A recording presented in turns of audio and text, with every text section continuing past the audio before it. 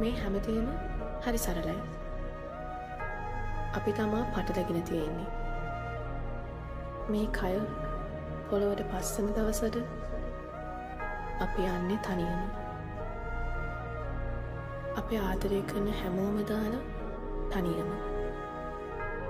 මේ විදිහට පේන්න, ඇහෙන්න, හිතන්න හම්බුන හිතින්. මැරෙන්න කලින් අපි ඉපදෙන්නේ ඇයි කියලා හිතලා බලන්න. නොදැන මේකෙන් කලියෙන්ම යන්න බලන්නේ නැතු.